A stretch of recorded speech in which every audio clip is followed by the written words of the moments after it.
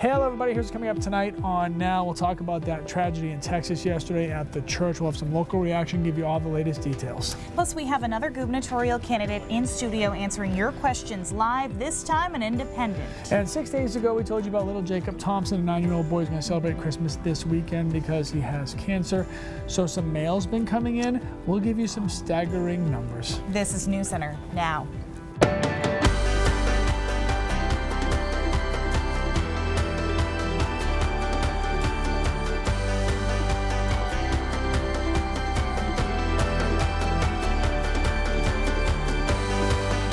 Now most of our church family is gone.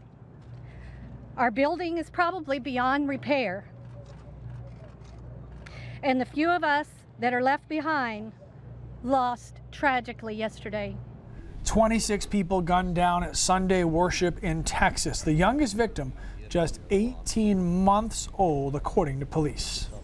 Did you think at one point that you might be in danger?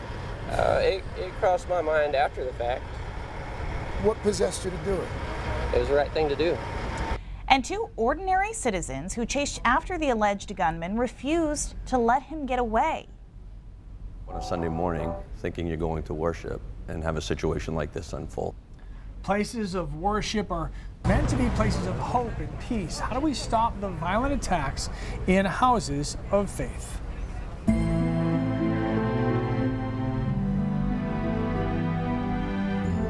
Meanwhile, investigators are digging up everything they can about the alleged shooter. Good evening, everyone. I'm Amanda Hill. Yeah, and I'm Lee Goldberg. This is obviously something a lot of people are talking about. Police said that a man opened fire inside a Central Texas church, possibly because of an ongoing domestic dispute involving his mother-in-law. Okay, so here's what we know so far about the investigation and the victims. You know that we live in a world full of chaos, full of violence. That chaos and violence struck the small Texas town of Sutherland Springs on a normally peaceful Sunday morning. I saw the guy, he saw me, he shot at me, and it was within, my 2-year-old son, The man investigators say was doing the shooting, 26-year-old Devin Patrick Kelly. They say he began firing his AR assault rifle outside of the church. That was gunshots, and it was in the neighborhood. It was too close to be just a firecracker or something, and when I got back there already, the county was there. They say Kelly marched into the sanctuary wearing black tactical gear and a ballistic vest and just kept shooting, taking lives by the second. That a local resident that lives across the street from the church heard what was going on. He armed himself with an AR assault rifle and engaged the suspect. Investigators say Kelly dropped his assault rifle as he left the church, raced away in his Ford Expedition, and drove for 10 miles before crashing, pursued by that Good Samaritan and another man from Seguin. And doing about 95 miles an hour down this road, keeping up with this guy until he finally he lost control on his own and hit the bar ditch. And at that time, I parked the truck as close as I felt comfortable. Me and the other gentleman got behind it, and the other gentleman drew his rifle on him, told the shooter to get out. He never got out. By the time authorities got to his truck, Kelly was dead from what they believe was a self-inflicted gunshot wound. They say he called his father before he died. We know during that pursuit, the suspect used his cell phone to notify his father that he had been shot and didn't think he was going to make it. By the time it was over, 26 were killed, including the pastor's own 14-year-old daughter. And one thing that gives me a sliver of encouragement is the fact that Belle was surrounded yesterday by her church family that she loved fiercely, and vice versa. Here's what we know about the shooter so far. Devin Patrick Kelly was married, living in Texas, north of San Antonio. Investigators say his mother-in-law attended the church that he attacked. Police are interviewing her now. Officials say Kelly should not have been able to buy guns because he was discharged from the Air Force in 2014 for bad conduct. The alleged gunman owned 4 firearms, according to police. Now, when things like this happen, people start searching for answers. A lot of times that leads them to lean heavily on their faith. Even though there are not always answers to the questions, there can be hope. What we have to do as a people when things like this happen that seem unexplainable is we have to rally around one another, because I love to believe that the heart of the human being can can reflect God and his attributes. And we saw that recently with what happened in our state with this storm. You saw neighbors helping neighbors and people rallying together to support and care for one another. And that's certainly what needs to happen in communities around America today. Whether that's in Texas or any other place where we see these tragedies, is people need to take pause and recognize that we can't only treat each other with kindness in moments of crisis. Much more on this developing situation in Texas coming up on Nightly News with Lester Holt. Amanda? All right, thanks, Lee. It's November. We're seeing a lot more rain than snow, though. Is that kind of normal for this time of year? Yeah, this is a transition month, as you know. End of the week, I think you're going to feel more like it's winter, though. And it'll happen quick. It'll happen quick. We'll talk about that in a second. First, here are your current temperatures in the 60s still along the coastline, 57 in Lewiston, 54 in Weld, and Greenville at 47. So a mild day today, a little bit humid at times, and the showers moving through. Back edge right here is the cold front moving just south of Burlington, Vermont. So you'll feel a huge change in the atmosphere tonight and into tomorrow morning, much cooler and drier. In the meantime, one more slug of heavy rain to come through southern Maine, and the last one just exiting down east as well. Not a ton of total rainfall, but a few heavier downpours in there through around 8, 9 o'clock. Then after 9:30, we should be clearing out. Temperatures dropping into the 30s and 20s. Tomorrow is a mostly sunny day, just a few high, thin clouds out there. But guys, it is going to get a whole lot colder with some snowflakes in the forecast for later in the week. We'll talk about that in a few minutes. These are our friends in Lincoln, Nebraska, and they are standing like penguins. Can everyone be a penguin? Because Jacob loves penguins, and they want to sing a song for you. Videos and messages like this are being posted by the hundreds on Jacob Thompson's Facebook page. The 9-year-old from Saco has been battling neuroblastoma since he was 5 years old. He'll be having what his family calls his last Christmas this weekend. Ever since we first told you Jacob's story 6 days ago, it has spread across the world. Pictures you're seeing are from today alone. The mailroom at Maine Medical Center has been flooded. These are pictures just from this morning's delivery. Almost 14,000 letters came for Jacob. Again, that's only this morning. There were more in the afternoon. Maine Medical Center has also put a call out to its volunteers in search of mailroom help, as the response has been overwhelming. So sweet. Yeah. So sweet. Okay, whether you're ready for it or not, tomorrow is election day. But don't stay away from the polls just because you don't know the issues. Christina Rex has your 2017 voter guide later on now. But first, Alan Caron hopes that this time next year you'll be marking his name for Maine's next governor. Send your questions in now on our Facebook live stream. Gubernatorial candidate live interview is coming up next. Coming up tonight on 207, we're going back to the start of the Old Orchard Beach Community Animal Watch.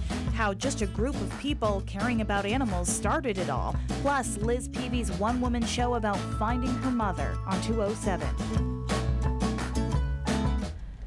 All right, we promised you, the viewers, that you would have the chance to ask gubernatorial candidates about their vision for Maine. So today, Alan Caron, an independent, is in the Now studio, ready to answer your questions. So just comment now on our Facebook live stream, and we will get those questions right to him. All right, Alan, first question, really easy one. What are the big issues for Maine in 2018? Large question. Yeah. Look, the biggest thing is getting an economy to grow. We've talked about it for a long time.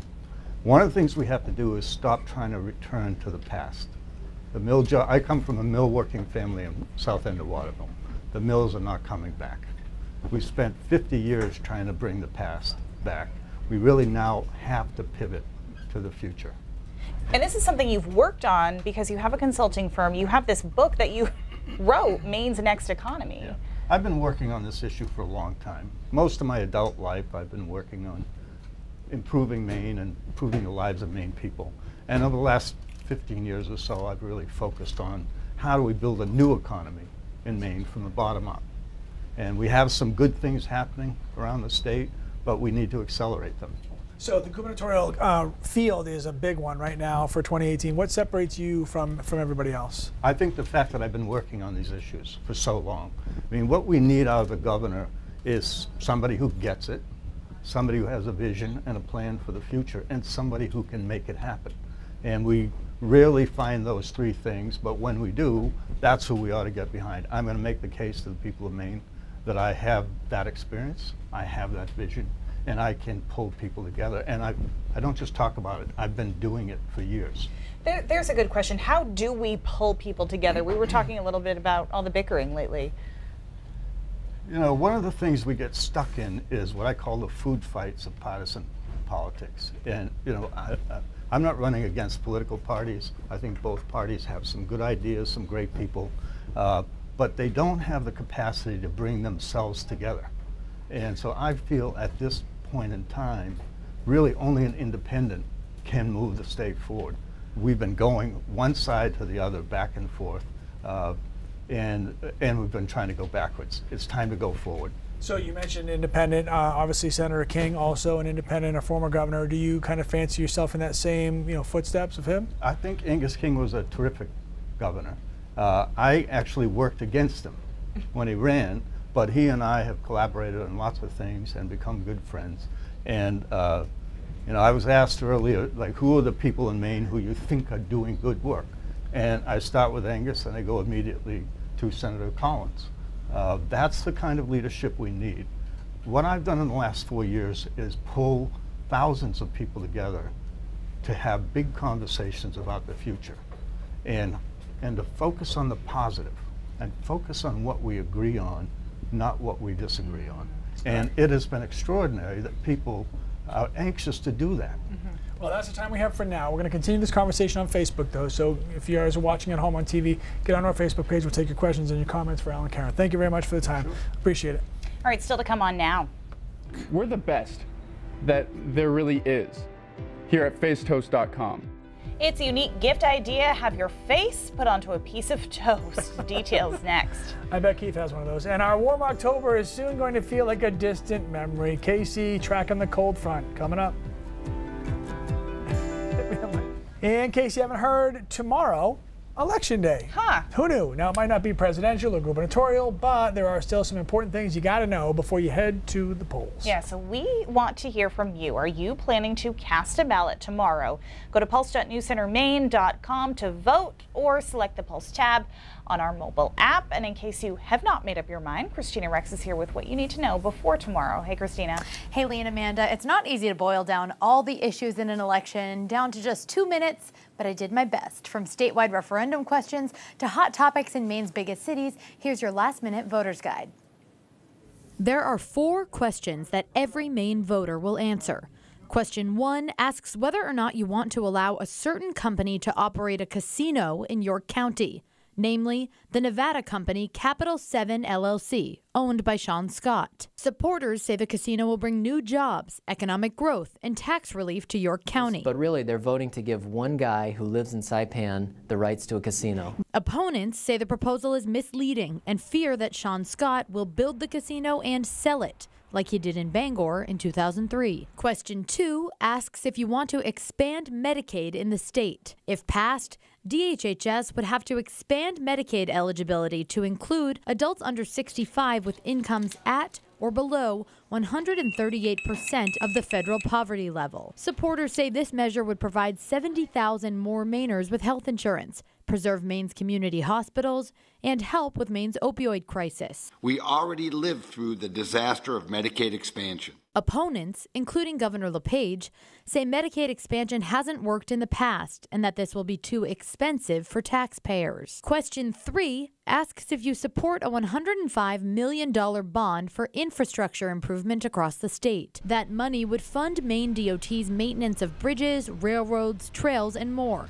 The referendum has no organized support or opposition groups. Question 4 is a doozy, but it's about how the state retirement system manages a multi-billion-dollar fund for retirement payments to more than 70,000 current and retired employees. Here's how it works. When the value of this fund dips, the state pays more.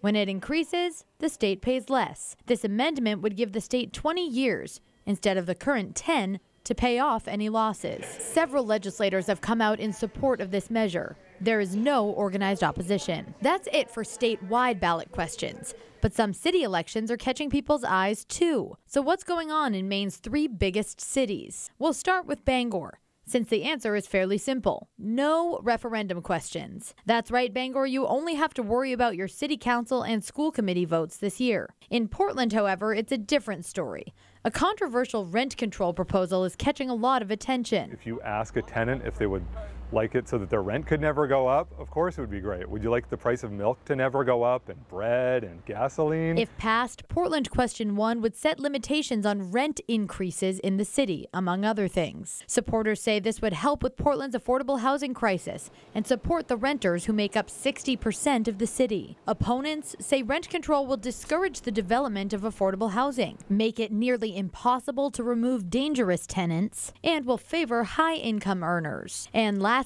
the proposal that's got everyone in central Maine talking. The Lewiston-Auburn merger. If passed, Lewiston and Auburn would merge to become Maine's largest city. To me, the strength of this consolidation is bringing together the spirit of the two cities. Supporters say a merger would make LA a powerful force in the state, would give the cities one economic vision, and would eliminate competition. And we also don't understand how, by eliminating an imaginary line across the Androscoggin River, that somehow makes businesses, this area, more attractive to businesses. Opponents say the merger would destroy history, cost too much money, and not solve any problems. If you want to learn more, including where to vote, how to register last minute, or referendum questions in your own town, you can head to our websites and mobile apps for a full voter's guide. Polls open tomorrow starting at 6 a.m. and every polling place closes at 8 p.m. Lee and Amanda? All right, thanks, Christina. I'm voting. Lots of info, a lot of things to think about. Yeah. You voting? You voting? You voting? Yes. Voting? Voting? I like All your right. dress, Amanda. I think it's really nice. Thank you. Well, it's springy. It is. And this is the last chance we might have a chance not- for anything it might warm. be over. Not 60s. I don't think so. Yeah. No, I'd go at least 70s. You do you. That's all 80s. that matters. It's going to be 90s. cold, guys, coming up. It's going to be a big change. Lee, you're not making it to Thanksgiving with the no heat. There's no way. Yes, I Short am. of child abuse, there's no way this is going to happen, unfortunately. 62 in Portland officially today, 60 in Augusta, 62 in Bangor. Look at these temperatures. Well, that's going to come to a crashing end here as this cold front whips through. Cooler air is back here across northern portions of Vermont. So a couple more hours of showers. Then we clear out and cool down. Overnight lows in the mid-30s, even along the coastline, 20s in the mountains. So it will be a very sharp contrast in the temperatures. It's a little bit humid right now in a lot of spots and warm, and it'll be cold later on tonight. There goes the last of the showers. By about 9:30, everybody is cleared out. Temperatures drop quickly overnight. Mostly sunny day with a few high, thin clouds tomorrow afternoon. But even still, we stay largely in the 40s for high temperatures despite the sunshine. Same deal on Wednesday. 47, 48 will do it for most of us despite the sun. After that, we get a true Arctic front that moves in Thursday night into Friday, and it will bring widespread snow showers and snow squalls. I think these snow squalls have the potential to get all the way to the coastline overnight Thursday in through Friday morning. And after that cold settles in on Friday, take a look at Saturday morning temperatures. And I might be a little warm in some spots here. Single digits in Berlin into the mountains here, 20 in Portland, 18 in Lewiston, 15 degrees in Bangor for your overnight low, and that again is on Saturday morning. So close to single digits. I think some spots will be there Saturday morning. Record-breaking cold. It looks a little bit more moderate for Sunday and into Monday.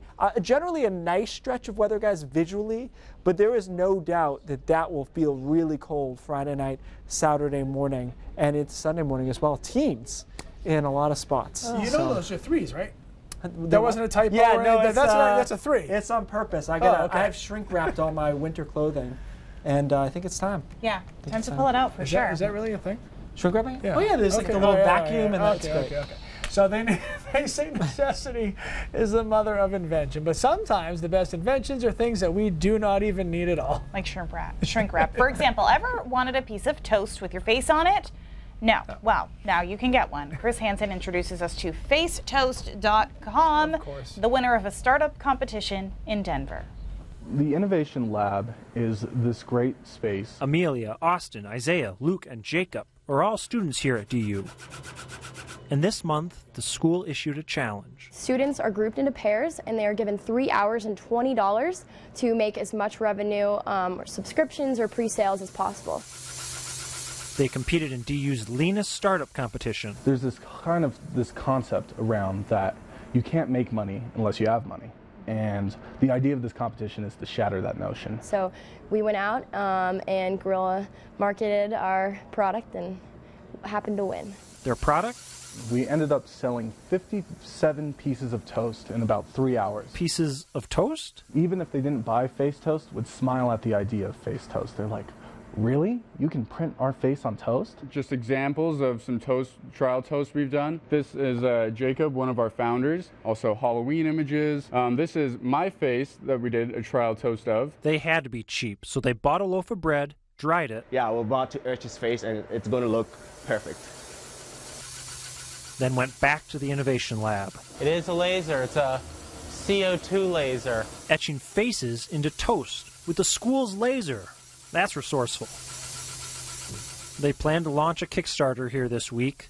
The sales pitch? When it comes to just taking a picture and putting it on toast, it may need some work. We're the best that there really is here at facetoast.com. But who needs a pitch when your face could be on toast?